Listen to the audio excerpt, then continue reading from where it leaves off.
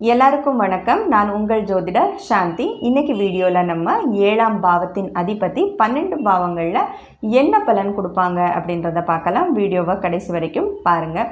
7ஆம் பாவத்தின் அதிபதி லக்னத்தில் இருந்தால், இங்கே பாருங்கள், லக்னத்தில் அப்படின்றப்போ பாவ சலிதத்தையுமே கூட நீங்கள் அப்சர்வ் பண்ண வேண்டியது ரொம்பவே அவசியம் அக்யூரேசிக்காக. ஓகே, நம்மளோட சேனல் கேபி சிஸ்டம் நட்சத்திர நாடியை ஃபாலோ பண்ணுற சேனல். ஸோ நம்ம இங்கே அதிகமாக இம்பார்ட்டன்ஸ் பாவ சலிதத்துக்கு தான் கொடுப்போம். ஓகே, ஸோ அப்படி பார்க்கையில் 7ஆம் பாவத்தின் அதிபதி லக்னத்தில் இருக்கிறப்போ இது கல்யாண வாழ்க்கைக்கு ஒரு குட் பொசிஷன் அப்படின்னு சொல்லலாம். 7ஆம் பாவத்தின் அதிபதி அப்படின்னாலே யார்? நம்மளோட பார்ட்னர் இல்லையா? ஸோ அந்த பார்ட்னருக்கு 7ஆம் பாவம் அப்படின்றப்போ இந்த ஜாதகருக்கு அவங்களோட பார்ட்னர் ரொம்ப ஈர்ப்பாக இருப்பாங்க. ஓகே, நல்ல அன்பாக இருப்பாங்க அப்படின்ட்டு சிம்பிளாக சொல்லலாம். ஸோ 7ஆம் பாவத்தின் அதிபதி லக்னத்தில் இருக்கிறது நல்லது. இங்கே ட்ரிகர் பாயிண்ட்டையுமே கூட நம்ம கவனிக்க வேண்டியது ரொம்ப ரொம்ப முக்கியம். ட்ரிகர் பாயிண்ட்னா என்னென்னா, இந்த தசாபுக்திகளை தான் நான் ட்ரிகர் பாயிண்ட்டுன்னு சொல்கிறேன். தசாபுக்திகளில் பிரச்சனைகள் கொடுக்கக்கூடிய பாவங்கள் இந்த 6ஆம் பாவம், 8ஆம் பாவம், 12ஆம் பாவங்கள் சம்மந்தப்பட்டிருக்கு அப்படின்ற பட்சத்தில் ஓகே, அதே போல் பார்ட்னரினுடைய ஜாதகத்திலையுமே கூட சில ஒரு சிக்கலான காம்பினேஷன்ஸ் தசாபுக்தியில் நடக்குது அப்படின்னா கல்யாண வாழ்க்கையில் பிரச்சனைகள் வரும். ஸோ இந்த 7ஆம் பாவத்தின் அதிபதி எங்கே இருக்கிறாங்க அப்படின்றது ஃபஸ்ட்டு ஸ்டெப். அப்படின்னா அந்த டிசிஷனை ஃபைனலைஸ் பண்ணுறது யார்? தசா புக்தி அந்தர்புக்தி. ஓகே, ஸோ நம்மளோட ப்ரெடிக்ஷன் வீடியோஸ் எல்லாம் நீங்கள் பாருங்கள். நான் என்ன சொல்கிறேன் அப்படின்றது உங்களுக்கு புரிய வரும். ஸோ உங்களுக்கு ஹெல்ப்ஃபுல்லாகவுமே கூட இருக்கும் கண்டிப்பாக. ஓகே, ஸோ 7ஆம் பாவத்தின் அதிபதி லக்னத்தில் இருக்கிறது நல்லது தான். 7ஆம் பாவத்தின் அதிபதி 2ஆம் பாவத்தில் இருக்கிறது கொஞ்சம் வீக்கான ஒரு விஷயந்தான். எதுக்காக வீக் அப்படின்னா, இந்த ஜாதகர் அவங்களுடைய பார்ட்னர்கிட்ட பேசியே அவங்களோட பார்ட்னரை எப்போவுமே சோகமான மனநிலையிலேயே வச்சுருப்பாங்க. ஓகே, ஸோ இவங்களுக்கு அது கஷ்டமாக தெரியாது. கூடயே இருந்தாலும் ஒரே வீட்டில் இருந்தாலுமே கூட ஓகே, பேசியே அவங்களோட பார்ட்னரை ஒரு சோகமான மனநிலையிலே வச்சுருப்பாங்க. ஸோ இது ஒரு மாதிரி கொஞ்சம் அவ்வளோ நல்லா இல்லை அப்படின்னு தான் சொல்லணும். ஓகே, 7ஆம் பாவத்தின் அதிபதி 3ஆம் பாவத்தில் இருக்கிறாங்க அப்படின்னா இந்த ஜாதகர் அவங்களோட பார்ட்னருக்கு அவங்க உட்கார்ந்துருக்கிற இடத்துல தட்டில் சாப்பாடு போட்டு கொண்டு போய் கொடுப்பாங்க. அந்த பார்ட்னர் சாப்பிட்டு முடித்த பிறகு ஓகே, அந்த தட்டை அவங்க கை கழுவி கொடுத்த பிறகு எடுத்துகிட்டு வந்து சிங்கில் வைப்பாங்க. ஹெல்பிங் நேச்சர் கொண்ட ஒரு மனிதர் அப்படின்னே சொல்லலாம். 7ஆம் பாவத்தின் அதிபதி 3ல் இருக்கிறது. ஓகே, இவங்களால் இன்னொருத்தங்க தான் பெனிஃபிட் ஆவாங்க. ஓகே, இவங்களால் இவங்க பார்ட்னர் அல்லது சொசைட்டி, 7ஆம் பாவம் அப்படின்றது சொசைட்டி தானே, ஸோ பெனிஃபிட் ஆவாங்க அப்படின்ட்டு அர்த்தம். 7ஆம் பாவத்தின் அதிபதி 3ஆம் பாவத்தில் யாருக்கு இருக்கிறாங்களோ அவங்க அவங்களோட பார்ட்னர் கூட ஒரு நல்ல கம்யூனிகேஷனில் இருப்பாங்க. எப்போவுமே ட்ரிகர் பாயிண்ட் ரொம்ப முக்கியம், அதையுமே கூட கவனிச்சுக்கோங்க. ஓகே, கம்யூனிகேட்டிவாக இருப்பாங்க, எங்கேஜ்டாக இருப்பாங்க. எப்போவுமே எங்கே போனாலும் ஃபோன் போட்டு பேசுகிறது, ஒரு விஷயங்களை பகிர்ந்துக்கிறது அப்படின்னுமே கூட சொல்லலாம். ஸோ இது நல்லது தான். 7ஆம் பாவத்தின் அதிபதி 4ஆம் பாவத்தில் இருக்கிறது வீக்கு தான். எதனால் அப்படின்னா, இவங்க கல்யாண வாழ்க்கை அல்லது சொசைட்டியோட ஒரு மிங்கலப் அப்படின்றது என்ன இருக்குது, அதை ரொம்ப எமோஷ்னலாக தான் எடுத்துப்பாங்க. ஓகே, கொஞ்சம் ஏதாவது ஒரு வார்த்தை மாறி வந்தாலும் நின்ன இடத்துலையே அழுதுருவாங்க. ஸோ இது கல்யாண வாழ்க்கையிலுமே கூட அப்ளிகேபிள். அப்போது எந்த மாதிரி ஒரு மனநிலை இவங்கக்கிட்ட இருக்குன்னா, என் மேலே யாருமே அன்பாகவே இல்லை, என் மேலே யாரும் பாசமாகவே இல்லை அப்படின்ட்டு ஒரு மனநிலையை இவங்க எப்போவுமே கேரி பண்ணுவாங்க. ஸோ இந்த இடத்துல ட்ரிகர் பாயிண்ட் வேலை பண்ணுச்சு அப்படின்னு வச்சுக்கோங்களேன். அப்போ கல்யாண வாழ்க்கை அப்படின்றது டிஸ்டர்ப் ஆக தான் செய்யும். ஸோ ட்ரிகர் பாயிண்ட் அங்கே எதுவும் வேலை பண்ணலை அப்படின்னா, ஸோ லைஃப் லாங்காக கொஞ்சம் இவங்க சோகமாகவே என் மேலே யாருக்கும் அன்பே இல்லை அப்படின்ட்டு சொல்லிக்கிட்டே லைஃப்பை லீட் பண்ணுற மாதிரியே இருக்கும். 7ஆம் பாவத்தின் அதிபதி 5ஆம் பாவத்தில் யாருக்கு இருக்கோ அவங்களுக்கு காதல் சீக்கிரமாக வர்றதுக்கு ஒரு சான்சஸ் அதிகமாகவே இருக்குது. அதே போல் இவங்களோட பார்ட்னர் யார் இருக்காங்க அவங்களுக்கு கொஞ்சம் ஒரு தலைவலி அப்படின்னே சொல்லலாம். ஏன் அப்படின்னா, 7ஆம் பாவத்தின் அதிபதி யாருக்கு 5ஆம் பாவத்தில் இருக்கோ அவங்க அவங்களோட பார்ட்னரினுடைய பிஹேவியர் மேலே அதிகமான கமெண்ட் சொல்லிக்கிட்டே இருப்பாங்க. நின்னாலும் ஒரு கமெண்ட்டு, உட்காந்தா ஒரு கமெண்ட்டு, ட்ரெஸ்ஸு இந்த ட்ரெஸ் இப்படி, அந்த ஒரு ஹேர் ஸ்டைல் இப்படி, ஏதாவது ஒரு கமெண்ட் பண்ணிக்கிட்டே இருக்கிறது. ஓகே, அதே போல் பார்ட்னரின் மேலே அதிகமான எக்ஸ்பெக்டேஷன்ஸ் வச்சுருப்பாங்க. கனவு, அந்த ட்ரீம்லேயே அதிகமான ஒரு வாழ்க்கையை ஓட்டுவாங்க அப்படின்னு சொல்லுவாங்க இல்லையா. 7ஆம் பாவத்தின் அதிபதி 5ஆம் பாவத்தில் யாருக்கு இருக்கிறாங்களோ அவங்க.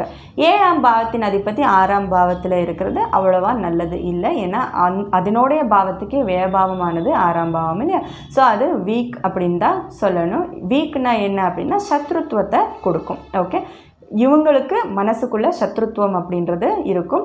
இவங்களினுடைய பார்ட்னர் யாராக வராங்களோ அவங்களுக்கு கம்ப்ளீட்லி லாஸ் ஆன ஒரு கண்டிஷன்ஸ் தான். எமோஷ்னலி அவங்க ரொம்ப டேமேஜ்டாக தான் இவங்க வந்து வச்சுருப்பாங்க. யாருக்கு 7ஆம் பாவத்தின் அதிபதி 6ஆம் பாவத்தில் இருக்கும். ஸோ அது பிரிஞ்சு போகிறதுக்காகட்டும் அல்லது லைஃப் லாங்காக கூடவே கண்டினியூ ஆகுமா அப்படின்றது தசாபுக்திகள் தான் டிசைட் பண்ணும்.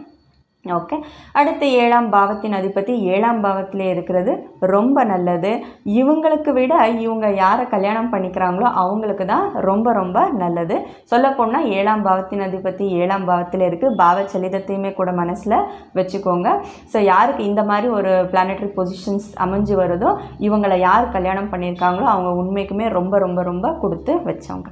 ஓகே, ஸோ இதுவே ஃபுல்லாக கவர் ஆகிருக்கும். ஓகே, அடுத்து நம்ம போகலாம். 7ஆம் பாவத்தின் அதிபதி 8ஆம் பாவத்தில் இருக்கிறதுமே கூட எமோஷ்னலி இவங்களை கொஞ்சம் வீக்காக தான் வச்சுருக்கோம்.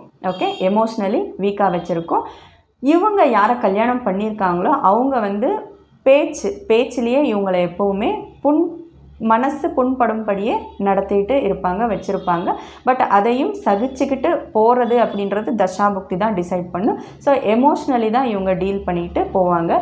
அதே போல் யாருக்கு 7ஆம் அதிபதி 8ல் இருக்கோ அவங்களுக்கு வந்து கல்யாண தடை அப்படின்றது கொஞ்சம் இருந்தே இருக்கும். ரீசன் என்ன அப்படின்னா கல்யாண தடை ஆகிறதுக்கு ஒரு காரணம் இருக்குது. அதே போல் கல்யாணம் சீக்கிரமாகி அந்த கல்யாண வாழ்க்கையில் பிரச்சனை ஆகி ஸோ பெரியவங்க நீங்கள் சொன்னீங்க நான் கல்யாணம் பண்ணிக்கிட்டேன், உங்களால் தான் கல்யாணம் பண்ணிக்கிட்டேன், இப்போது நீங்கள் யாரும் வரமாட்டேன்றீங்க, அந்த மாதிரி ஒரு கசப்பான சுச்சுவேஷன்ஸுமே கூட 7க்கு அதிபதி 8ல் இருக்கிறவங்களுக்கு தான் கொஞ்சம் அதிகமாகவே நடக்கும். ஏன் அப்படின்னா இந்த ஒரு ஜாதகரினுடைய வீட்டில் இருக்க பெரியவங்க என்ன பண்ணிடுவாங்க, இவங்களுக்கு நல்லது செய்கிறேன் அப்படின்ற பேரிலேயே அவங்க செய்கிற நல்லது வந்து மனசார நல்லது செஞ்சுருப்பாங்க. பட் அவங்கள அறியாமல் சில ட்ராஜடிஸ் வந்து இவங்க லைஃப்பில் நடக்கிறதுக்கான வாய்ப்புகள் தான் உண்டு. யாருக்கு 7ஆம் பாவத்தின் அதிபதி 8ல் இருக்கும். ஓகே, டிலே ஆஃப் மேரேஜுக்குமே கூட பாசிபிலிட்டிஸ் அதிகம். 7th லார்ட் இன் 8th ஹவுஸ். அவமானங்கள் வர்றதுக்கு வாய்ப்புகள் உண்டு. சின்ன சின்ன செப்பரேஷன்ஸ் கல்யாண வாழ்க்கையிலுமே அடிக்கடி ஆகிறதுக்கு அதிகமான வாய்ப்புகள் உண்டு. ஓகே, ட்ரிகர் பாயிண்ட்ஸுமே கூட நீங்கள் கவனிக்க வேண்டியது அவசியம் தசா புக்திகளில். அடுத்து யாருக்கு 7ஆம் பாவத்தின் அதிபதி 9ஆம் பாவத்தில் இருக்கோ அவங்களுமே கூட கொஞ்சம் லக்கி அப்படின்னு சொல்லலாம். எதுக்காக அப்படின்னா இவங்க யாரை கல்யாணம் பண்ணிக்கிறாங்களோ அந்த பார்ட்னர் வந்து இவங்க என்ன உதவி கேட்டாலுமே கூட செய்கிறதுக்கு தயாராக இருப்பாங்க. ஓகே, ஏன்னா 9ஆம் பாவம் அப்படின்றது இன்னொருத்தங்க கிட்ட இருந்து கிடைக்கக்கூடிய ஒரு உதவி அப்படின்ட்டு. ஸோ இது கல்யாண வாழ்க்கையை பொறுத்த வரைக்கும். இதுவே ஒரு சொசைட்டி ஆங்கிள் அப்படின்னு நம்ம பார்க்குறப்போ ஸோ சொசைட்டியில் இருந்துமே கூட சப்போர்ட் கிடைக்கும். யாருக்கு 7ஆம் பாவத்தின் அதிபதி 9ல் இருக்கும். ஸோ இது வந்து குட்டு தான். ஸோ ட்ரிகர் பாயிண்ட்ஸ் எங்கேயாவது கொஞ்சம் அதிகமாக சம்மந்தப்பட்டு 9ஆம் பாவங்கள்லையுமே கூட அதிகமான கிரகங்கள் சம்மந்தப்பட்டிருக்குன்னா இந்த மாதிரி ஒரு ஜாதகருக்கு 2வது கல்யாணம் ஆகிறதுக்குமே கூட அதிகமான வாய்ப்புகள் உண்டு. ஏன்னா ட்ரிகர் பாயிண்ட் தான் at the end of the day பேசும் இல்லையா தசா புக்திகள். அடுத்து 7ஆம் பாவத்தின் அதிபதி 10ஆம் பாவத்தில் இருக்கிறது நல்லது கிடையாது. இவங்களுக்கு நல்லது கிடையாதா அப்படின்னு பார்க்குறத விட இவங்க யாரை கல்யாணம் பண்ணிக்கிறாங்களோ அவங்க தான் ரொம்ப பாவம். ஏன் அப்படின்னா இந்த 7ஆம் பாவத்தின் அதிபதி 10ஆம் பாவத்தில் யாருக்கு இருக்கோ அவங்க வந்து சுப்பீரியர் ஃபீலிங் அவங்களுக்குள்ளே இருக்கும். தான் சொன்னது நடக்கணும் அப்படின்ற ஒரு சுப்பீரியர் ஃபீலிங் இருக்கும். ஈகோயிஸ்டிக் நேச்சர் கொண்டவங்களாக இருப்பாங்க. கொஞ்சம் அக்ரெசிவ் பிஹேவியர் பண்ணுற ஒரு பர்சனாகவுமே கூட இருப்பாங்க. பெண்ணாக கூட இருக்கட்டும் அல்லது ஆணாக கூட இருக்கட்டும். யாருக்கு 7க்கு அதிபதி 10ல் இருக்காங்களோ அவங்க. ஸோ அவங்க யாரை கல்யாணம் பண்ணியிருக்காங்களோ அவங்களுக்கு at the end of the day அன்பு பாசம் அதெல்லாம் ஊரில் இருக்கா, எந்த கடையில் விற்கும் அப்படின்னு கேட்குற அளவுக்கு தான் அவங்களோட மனநிலையே இருக்கும்.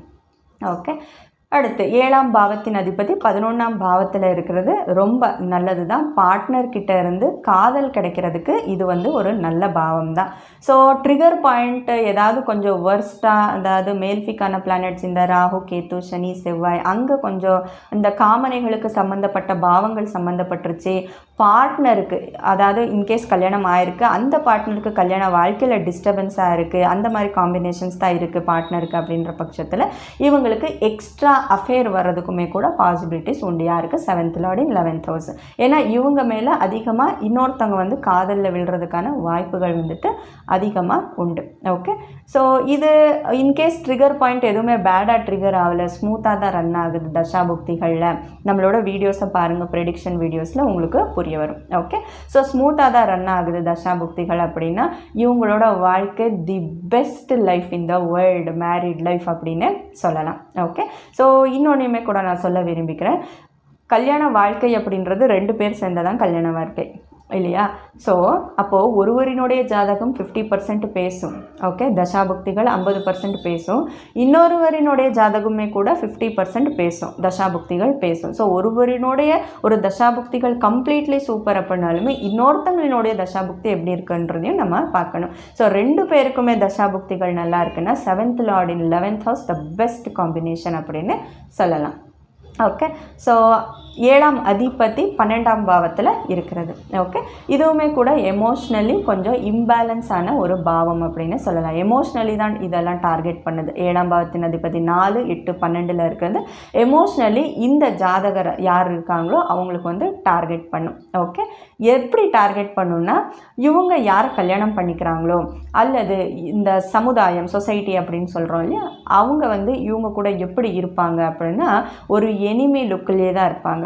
இவங்க வந்து தாழ்ந்து போகிற ஒரு சிச்சுவேஷன் தான், விட்டு கொடுத்து போகிற ஒரு கண்டிஷன் அப்படின்னு சொல்லலாம். ஓகே, ஸோ இந்த மாதிரி ஒரு சிச்சுவேஷன் தான் இங்கே நடந்துக்கிட்டு இருக்கும். ஸோ யார் கல்யாணம் பண்ணிக்கிறாங்களோ, யார் அந்த பார்ட்னர் வருவாங்க இல்லையா, அவங்க வந்து ஒரு இன்வால்மெண்ட் வந்து கம்மியாக தான் இருக்கும். இன்வால்மெண்ட் அப்படின்றது கல்யாண வாழ்க்கையில் அவங்களுக்கு பார்ட்னருக்கு கம்மியாக இருக்கும். அதனாலேயே இவங்க எமோஷ்னலி ரொம்ப ஒரு பேட் கண்டிஷன்லேயே இருப்பாங்க. ஸோ இந்த மாதிரி ஜாதகம் இருக்கிறப்போ 7th லார்ட் இன் 12th ஹவுஸ் பாவச்சலிதத்தின்படி அல்லது ராசி சக்கரத்தின் படியுமே கூட ஓகே, பட் பாவச்சலிதத்தின் படி தான் at the end of the day accuracy கொடுக்கும். ஓகே, இப்படி இருக்கிற பட்சத்தில் தசா புக்திகளில் வந்துட்டு பேட் காம்பினேஷன்ஸ் வந்து ட்ரிகர் ஆச்சு அப்படின்னா அப்போது கல்யாண வாழ்க்கையில் பிரிவு அப்படின்றதுமே கூட இந்த ஒரு ஜாதகம் இப்படி 7th லார்ட் இன் 12th ஹவுஸ் இருக்கிறப்போ ஆகிறதுக்கு சான்சஸ் ரொம்ப அதிகம். ட்ரிகர் பாயிண்ட் தான் டிசைட் பண்ணுவாட்ட எண்ட் ஆஃப் த டே தசா புக்திகள். ஓகே, ஸோ இவ்வளோ விஷயங்கள் 7ஆம் அதிபதி 12 பாவங்களில் நம்ம இன்றைக்கி டிஸ்கஸ் பண்ணியிருக்கோம். எவ்ரிதிங் நம்ம இன்றைக்கி என்ன பேசியிருக்கோமோ கம்ப்ளீட்லி 100% அக்யூரசி. ஓகே, ஸோ இன்றைக்கி உங்களிடமிருந்து விடைபெறுவது சாந்தி. நன்றி.